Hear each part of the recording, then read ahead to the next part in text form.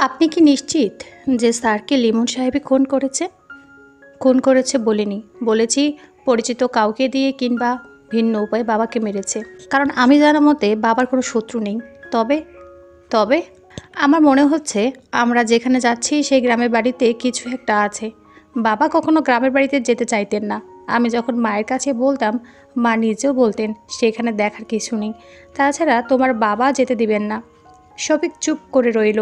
তার প্রচুর মাথা ব্যথা শুরু করেছে। মাঝে মাঝে এরকম হয়। একবার শুরু হলে ঘণ্টাখানিক খুব কষ্ট হয়। এখন তার এখান থেকে চলে যাওয়া উচিত। নিধি চলে গেলে শফিক কিছুক্ষণ একা থাকতে পারবে, কিন্তু এই মেয়ের চলে যাবার কোনো লক্ষণ নেই। শফিক সাহেব বলেন, গ্রামের মধ্যে বাবা কারোর সঙ্গে হয়তো বেইমানি করেছে।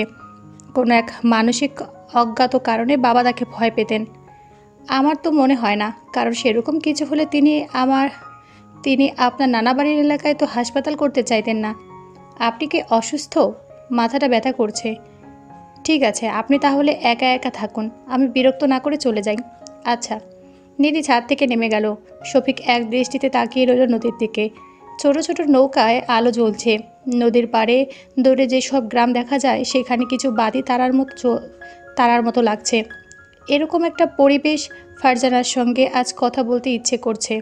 রাত বেশি হয়নি। ঢাকা শহরে এখন সবাই জেগে আছে। তাছাড়া বিগত কদিন ধরে অনেক রাত পর্যন্ত ফারজানাকে অনলাইনে দেখা যায়।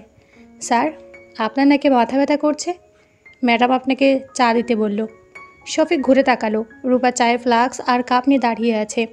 শফিক তার দিকে ফিরে তাকাতে সে বলল, চা খাবেন?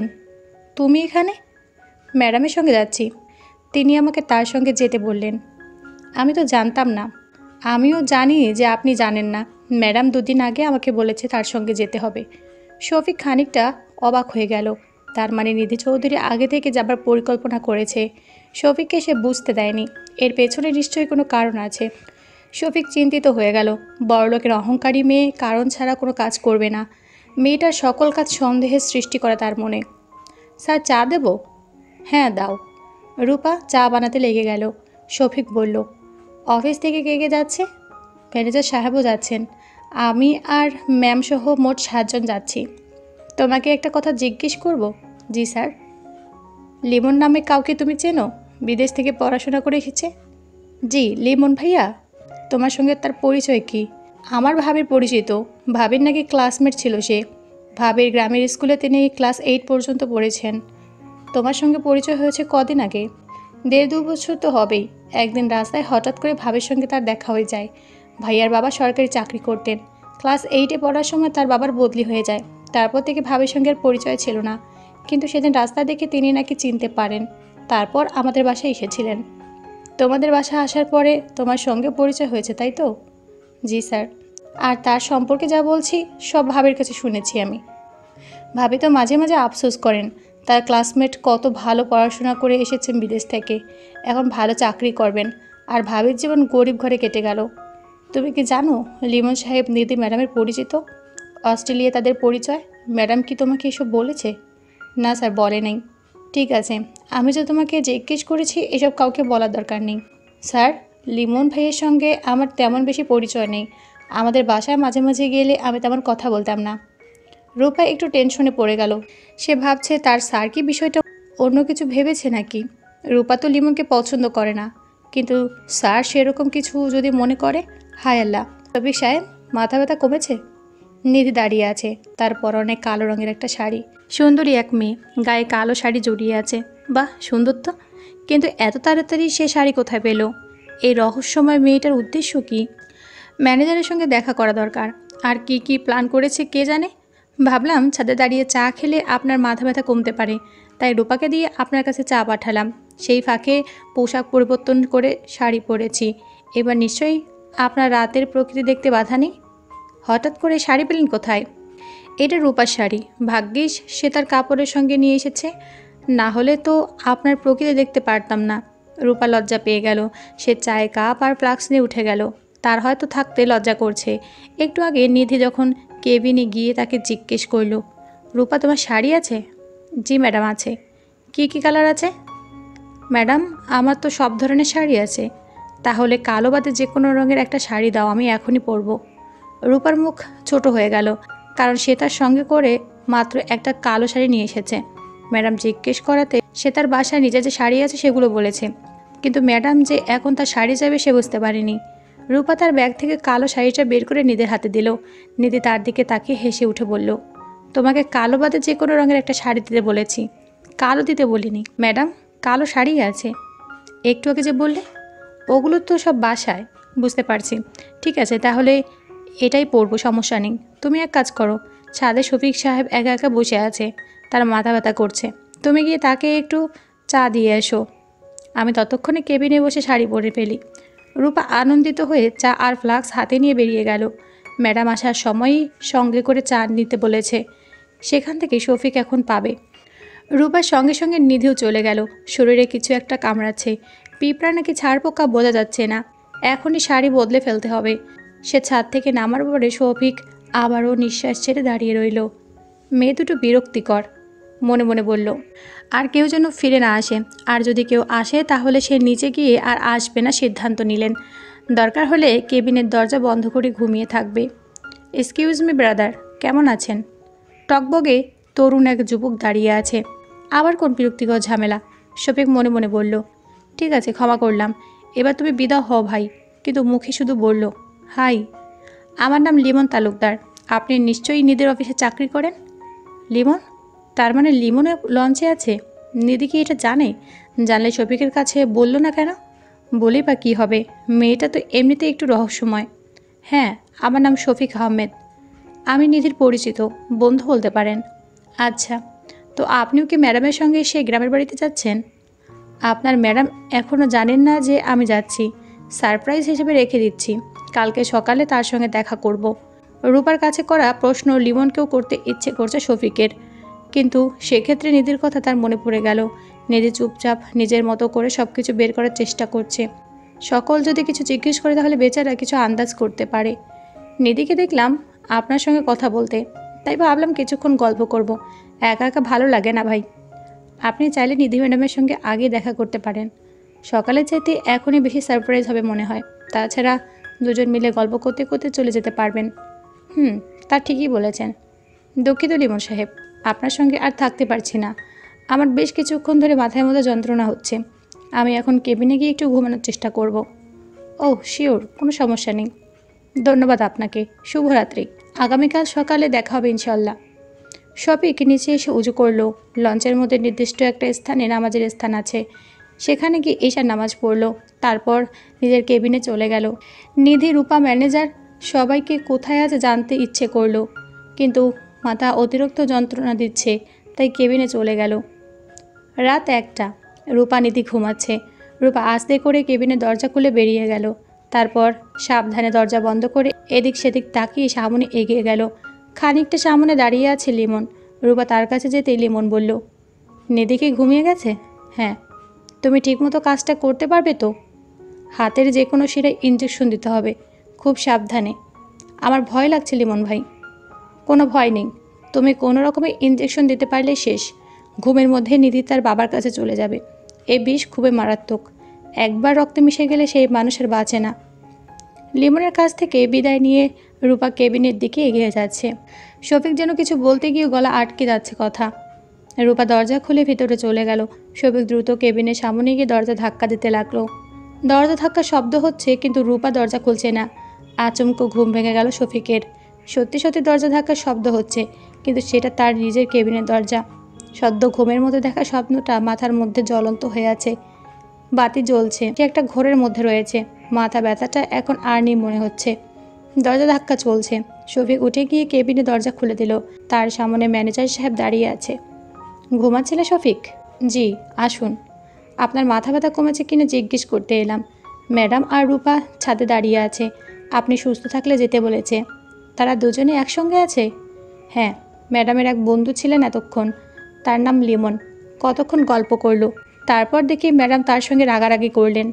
আপনি ম্যাডামের দিকে খেয়াল রাখবেন, আমার যেতে ইচ্ছে করছে না, তাছাড়া শরীর বেশি ভালো না ম্যানেজার সাহেব। ঠিক আছে, তাহলে বিশ্রাম করেন। দরজা বন্ধ করে শফিক মোবাইল হাতে নিল।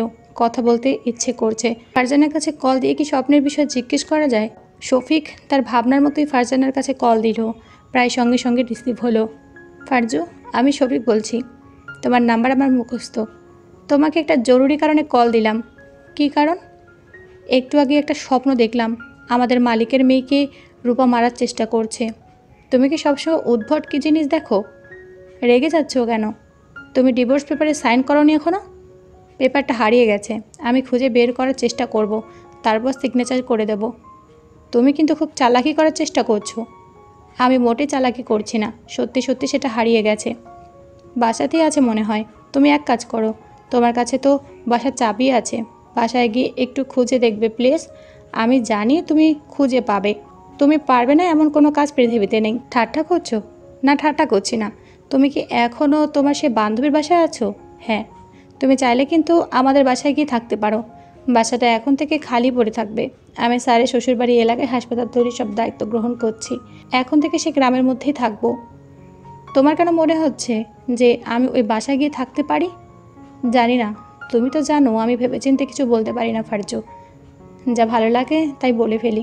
তুমি না থাকলেও বাসায় গিয়ে পেপারটা খুঁজে বের করো।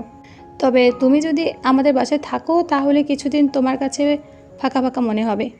তখন যদি তোমার মনে হয় আমার কাছে ফিরে আসা দরকার তাহলে ফিরে আসবে, আর না হলে তুমি পেপারটা নিয়ে গ্রামের বাড়িতে চলে আসবে। সেখানে একদিন তোমাকে আমি সব কিছু ঘুরে দেখাবো। তারপর সন্ধ্যাবেলা পেপার সাইন করে তোমাকে ঢাকার লঞ্চে উঠিয়ে দেব। আমি কল রাখলাম। আর একটু কথা বলি? বেশি নয়, একটুখানি। বলো। না কিছু না, ভালো থেকো ফারজু। শফিক কল কেটে দিল। ফারজানা তাকে বারবার বলেছিল সে শফিকের সঙ্গে আর কোনো দিন 2 মিনিটের বেশি কথা বলতে চায় না, কিন্তু আজ একটু বেশি হয়ে গেছে। শফিক আবার বেরিয়ে গেল বাইরে। একটু চা খেতে ইচ্ছে করছে তার। নিধির দিকে তাকিয়ে আছে রূপা। তার কাছে এই মুহূর্তে নিধিকে রহস্যময় মনে হচ্ছে। অদ্ভুত ধরনের কথা বলে। রূপার ঘুম পাচ্ছে, কিন্তু নিধির জন্য তাকে দাঁড়িয়ে থাকতে হচ্ছে। রূপার মনে হচ্ছে সে এখনই ঘুমে ঢলে পড়বে লঞ্চের ছাদে। একটু আগে ম্যানেজার সাহেব বলে গেছে শফিক সাহেব এখনও অসুস্থ। রূপার ইচ্ছে করছে স্যারের কাছে গিয়ে কথা বলতে, তার কিছু দরকার হলে সেটা এগিয়ে দেবে, কিন্তু পারছে না। রূপা? জি ম্যাম। লিমন সাহেবকে দেখে চমকে গেলে নাকি? জি, একটু অবাক হয়েছি। তার কথাবার্তায় তোমার কি মনে হয় যে সে আমাকে ভালোবেসে বিয়ে করতে চায়? আমি জানি না ম্যাম। তুমিও তো একটা মেয়ে, তাই সামান্য ধারণা তো আছে বলে মনে হয়। নাকি বলতে ভয় পাও? জি না, ভয় পাই না। শফিক সাহেবকে আমি বলেছিলাম যে বাবার মৃত্যুর পেছনে লিমনের হাত থাকতে পারে, কারণ আমি বাবার মৃত্যুর আগ পর্যন্ত দেশে আসবো না বলে প্রতিজ্ঞা করেছিলাম। তিনি কি সত্যি সত্যি স্যারকে মেরেছেন? না, বাবা আত্মহত্যা করেছে। রূপা অবাক হয়ে দাঁড়িয়ে আছে নীতির দিকে। খুব স্বাভাবিকভাবে নীতি কথা বলছে, কিন্তু সত্যি নাকি মিথ্যে বোঝা যাচ্ছে না। রূপা? জি। বাবা আমাকে মানসিক কষ্ট দেবার জন্য আমার জন্মদিনের দিন আত্মহত্যা করেন। আমি যতদিন বাঁচবো ততদিন প্রতি বছর জন্মদিনে আমার মনে পড়বে তার কথা। আমি তখন হয়তো তার কথা ভেবে মন খারাপ করব, চোখের পানি ফেলবো। এসব করার জন্য বাবা আমাকে শিক্ষা দিয়ে গেল। মৃত্যুর দিন বাবা অনেকবার আমাকে কল করে, কিন্তু আমি রিসিভ করিনি। তারপর বাবা আমাকে টেক্সট করে বলে যে আমি কল রিসিভ না করলে তিনি আত্মহত্যা করবেন। আমি তখন বাবার কাছে ভিডিও কল করি। তাকে বললাম যে আমি তার আত্মহত্যার দৃশ্য দেখতে চাই। আমি তাকে বলেছিলাম রাগ করে, কারণ ভেবেছিলাম বাবা আমাকে ইমোশনাল ব্ল্যাকমেল করতে চায়। তারপর কি হলো ম্যাডাম? বাবা তার ড্রয়ার থেকে ছুরিটা বের করেন। মোবাইল হাতে ধরে তিনি এক মুহূর্ত দেরি না করে নিজের গলায় নিজেই কাটেন।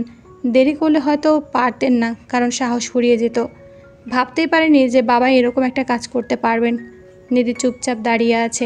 রূপা কিছু বলবে কি না ভেবে নিচ্ছে। তার কাছে মনে হচ্ছে এখন চুপ করে থাকাটা ভালো হবে। রূপা? জি। আমি লিমুকে বললাম যে তুমি কি আমার বাবার কিছু করেছো? আমি জানি বাবা আত্মহত্যা করেছে, তবুও তাকে বলেছি, কারণ আমি চাইতাম লিমন এসবের সঙ্গে জড়িত হবার ভয়ে যেন আমার সঙ্গ ত্যাগ করে। তাকে ভয়ে রাখার জন্যই আমি সত্যিটা কাউকে বলিনি। পুলিশের তদন্ত করার বিষয়টাও বাদ দিয়েছি আমি। তবে শফিক সাহেবকে নিজে ইচ্ছে করে একটু বিভ্রান্ত করেছি। আমার কেন জানি না নিজেকে সবার সামনে বুদ্ধিমতী হিসেবে প্রকাশ করতে ইচ্ছে করে। শফিক সাহেব এক এক সময় এক এক ধরনের দ্বন্দ্বে পড়ে যেতেন। আমার বেশ ভালো লাগতো। আমাকে এসব বলছেন কেন? লিমন তোমার পরিচিত, তাছাড়া আমার বিশ্বাস তুমি এসব কাউকে বলবে না। ঢাকায় ফিরে আমি সবাইকে সত্যিটা বলবো। ঠিক আছে ম্যাডাম। বাবা আমার জন্য একটা গিফট রেখে গেছে আমাদের বাড়িতে। আমি যে ঘরে থাকতাম সেই ঘরের খাটের ওপর রাখার ছিল গিফট। বাবা মনে হয় ভেবেচিন্তে রেখেছিলেন তিনি মারা যাবেন, কারণ বেঁচে থাকলে সেদিনই তিনি গিফট সরাতে পারতেন, কারণ আমি তো দেশের বাইরে ছিলাম। কী ছিল সেই গিফটে? 25টা মোমবাতি আর একটা চিঠি। মোমবাতি কেন ম্যাডাম? জানি না, চিঠির মধ্যে মোমবাতি নিয়ে তেমন কিছু লেখা নেই, তবে চিঠিটা চমৎকার ছিল। ও মা নিধি, আমি মোটামুটি নিশ্চিন্ত যে আমার জীবনদশা তুমি দেশে ফিরবে না, তাই আমি চাই যে কোনো মূল্যে তুমি দেশে আসো। তোমাকে আমি শফিকের কথা সবসময় বলতাম। আমি শুনেছি শফিকের নাকি ডিভোর্স হয়ে যাবে। এরকম ভালো আর চমৎকার একটা ছেলের এরকম কিছু হবে ভাবিনি। আমার মৃত্যুর পরে যদি তোমার রাগ বিন্দু পরিমাণ কমে থাকে, তাহলে তোমার প্রতি আমার অনুরোধ, তুমি শফিককে বিয়ে করবে। আশা করি আমার শেষ মুহূর্তে বলা অনুরোধ তুমি না রাখলে অন্তত বিবেচনা করে দেখবে। এটাই ছিল বাবার চিঠি। আমি দেশে এসে বাড়িতে এই গিফট পেয়েছি, তারপর থেকে কত চিন্তা, কত সিদ্ধান্ত নিতে হচ্ছে। রূপার গলা শুকিয়ে গেল। নিধি চৌধুরী তার স্যারকে বিয়ে করার সিদ্ধান্ত নিয়েছে নাকি? তাহলে তার নিজের কি হবে? রূপা মনে মনে কতটা আগ্রহ নিয়েছিল সেই স্বপ্নের কি হবে? রূপার মনে হচ্ছে নিধি বুঝতে পেরেছে রূপার মনের কথা, তাই সে কৌশলে সব কিছু তাকে জানাচ্ছে। রূপা, জি, শুনেছি শফিক সাহেব এখনও তার স্ত্রীর দেওয়া ডিভোর্স পেপারে সাইন করেনি। আমি সেজন্য চুপচাপ অপেক্ষা করছি। বাবার অনেক অনেক টাকা হলেও কেন জানি নিজেকে খুব নিঃস্ব মনে হয় সব সময়। ম্যাডাম, আমার ঘুম পাচ্ছে, চলুন নিচে যাই। শফিক সাহেবের স্ত্রীর সঙ্গে তার মনে হয় আবার সম্পর্কটা ঠিক হবে। শফিক সাহেব এখনও সেই পেপারে সাইন করেনি। কেন জানি মনে হচ্ছে তিনি ফিরে আসবেন। তিনি যদি ফিরে আসে তবে আমি খুশি হব। বাবার মৃত্যুর আগে তার বলে যাওয়া ইচ্ছে পূরণ করতে হবে না। চলো নিচে যাই। নিধি কেবিনে ঢুকে গেল। রূপা শফিককে দাঁড়িয়ে থাকতে দেখেছে রেলিং হাতলে। নিধিকে দেখে সে চুপি চুপি শফিকের কাছে গেল। শফিক তাকে দেখে বলল, ম্যাডাম কোথায়? এইমাত্র কেবিনে গেলেন। আপনার শরীর কেমন আছে স্যার? ভালো লাগছে এখন। রূপা চলে যাচ্ছিল, আবারও থমকে গেল। সে পেছন ফিরে বলল, স্যার একটা কথা বলতে পারি? হ্যাঁ বলো। আপনার সঙ্গে ভাবির এখনও পুরোপুরি ডিভোর্স হয়নি তাই না? মানে আপনি ডিভোর্স পেপারে সাইন করেননি। শফিকের রাগ উঠে গেল। সে ভাবল রূপা মনে হয় তার আর ফারজানার মোবাইলের কথা বলতে শুনেছে। ম্যানেজার সাহেব চলে যাবার পরে রূপা হয়তো আবার এসেছিল। তখন হয়তো দরজার সামনে দাঁড়িয়ে দাঁড়িয়ে আড়ি পেতেছে। তাতে তোর সমস্যা কোথায় আছে? আমার বিষয় আমি বুঝবো, তাতে তোর কি? দরজার সামনে দাঁড়িয়ে কথা শোনার অভ্যাস হয়ে গেছে নাকি? খবরদার আর কখনো যেন আমার চোখের সামনে তোমাকে না দেখি, মনে রেখো কথাটা। রূপা চোখ দিয়ে গল গল করে পানি পড়তে লাগলো। স্যারের কাছে বকা শুনে তার খারাপ লাগে না, কিন্তু আজকে কেন জানি প্রচুর খারাপ লাগছে। রূপার ইচ্ছে করছে এখনই নদীতে ঝাঁপ দিয়ে মরে যাবে। রূপা টলতে টলতে কেবিনের দিকে এগিয়ে গেল। পরদিন ভোরবেলা লঞ্চ থেকে নেমে রূপা সবার সঙ্গে গ্রামের বাড়িতে গেল। নিধির কাছে বলল তার বাবার শরীর খুব খারাপ, তাই তাকে ঢাকায় যেতে হবে। নিধি কোনো কিছু চিন্তা না করে রূপাকে ঢাকায় যাওয়ার ব্যবস্থা করতে বললেন। 1.5 ঘন্টা পরে সকালের লঞ্চ ঢাকার উদ্দেশ্যে ছেড়ে যাবে। রূপা লঞ্চ টার্মিনালে ঢাকায় ফিরে যাবার জন্য অপেক্ষা করতে লাগলো। মনে মনে বলল, স্যার, আর কোনোদিন আপনার সামনে আর যাব না। সময় কখনো অপেক্ষা করে না। আপনি ঘুমিয়ে থাকুন, জাগ্রত থাকুন, ব্যস্ত থাকুন, অবসরে থাকুন, সুখে থাকুন বা কষ্টে থাকুন, সময় চলে যাবে তার নিজের গতিতে। হাসপাতালের কাজ শুরু হবার পরে নিধি চৌধুরী চলে গেছে ঢাকায়। সে আর গ্রামের বাড়িতে আসেনি, তবে খোঁজ নিচ্ছেন সব সময়। রূপা সেদিন চলে যাওয়ার পরে অফিসে গিয়েছে মাত্র একবার। চাকরি ছেড়ে দিয়েছে রূপা, নতুন চাকরি নিয়েছে অন্য একটা কোম্পানিতে। শফিক এসব নিয়ে চিন্তা করে না। সে সারাদিন কাজের মধ্যে থাকে। দিন শেষে গ্রামের শেষ প্রান্তে নদীর তীরে গিয়ে বসে থাকে। অনেক রাত পর্যন্ত সে নদীর তীরে অবস্থান করে। তারপর ক্যাম্পে ফিরে খাবার খেয়ে ঘুমিয়ে পড়ে। 7 মাস পরে নিধির সঙ্গে শফিকের দেখা হয়, কিন্তু কথা হয় না। 4 দিন আগে কাজের সাইডে পা পিছলে পড়ে গিয়ে মাথায় আঘাত পেয়েছে। চারিদিকে লণ্ডভণ্ড অবস্থা ছিল, কোনো কিছু তেমন ঠিক নেই। সিমেন্টের শক্ত ঢালাইয়ে মাথা পড়ে মারাত্মক ধরনের আঘাত লাগে। জেলা সদর হাসপাতাল থেকে ফিরিয়ে দেবার পরে নিয়ে আসা হয় ঢাকায়। আজ সকালে শফিক মারা গেছে হাসপাতালে। শফিকের সঙ্গে যে ছেলেটা ছিল সে গতকাল রাতে নিধির হাতে 2টো ডকুমেন্ট দিয়েছে। সুন্দরবন কুরিয়ারের অফিসের মাধ্যমে শফিকের নামে ঢাকা থেকে পাঠানো হয়েছিল। শফিকে দেওয়া হয়নি, কারণ সেই সুযোগ নেই। একটা রূপার এবং আরেকটা ফারজানার। রূপার বিয়ে ঠিক হয়েছে। সে তার বিয়ের কার্ড সুন্দর করে খামে ভরে পাঠিয়েছে শফিকের কাছে। ফারজানা পাঠিয়েছে সে ডিভোর্স পেপার। সে পেপারে সাইন না করা পর্যন্ত শান্তি পাচ্ছে না। শফিক যেন দয়া করে এবার কোনো ঝামেলা না করে সিগনেচার করে দেয়। 2টো ঠিকানার জন্য 2টো খাম জোগাড় করে নিধি। চাইলে কল দিয়ে বলে দিতে পারে শফিক নেই, কিন্তু সে রূপার কাছে একটা চিঠি দিল। যে ঠিকানা থেকে সে পাঠিয়েছে সেই ঠিকানায় নিধি তাকে লিখে পাঠালো, তোমার নতুন জীবনের জন্য শুভকামনা রইল। দোয়া করে সামনের দিনগুলো হাসি খুশি আর আনন্দের সাথে কাটুক। শফিক গতকালে মারা গিয়েছে, তার হাতে তোমার বিয়ের দাওয়াত পৌঁছে দেওয়া হলো না। ভালো থেকো, নিধি। ফারজানার পাঠানো ঠিকানায় সেই পেপারই পাঠিয়ে দিল নিধি। সেখানেও ছোট্ট একটা চিরকুট দিয়ে দিল, শফিক সাহেব মারা গেছে। আমার মনে হয় আপনার আর কোনো অশান্তি থাকবে না। জীবন নতুন করে সাজিয়ে নিন, নিধি। মৃত্যুর আগে বাবা রেখে যাওয়া 25 মোমবাতি একসঙ্গে জ্বালিয়ে ছাদে বসে আছে নিধি। তার হাতে বাবা মা দুজনের একত্রিত একটা ছবি। নিধি সেই ছবি আঁকড়ে ধরে বসে আছে। ঘড়ির কাঁটা ঘুরছে। কিছু জীবন শেষ হয়েছে, আর কিছু নতুন করে শুরু হয়েছে। জীবনের সব পথ শেষ হয় না। কিছু পথের যাত্রী মাঝপথে হারিয়ে যায়। কেউ কেউ পথ বদলে ফেলতে বাধ্য হয়, আবার কেউ কেউ সামনে বা পেছনে কোথাও যায় না, অপেক্ষা করে।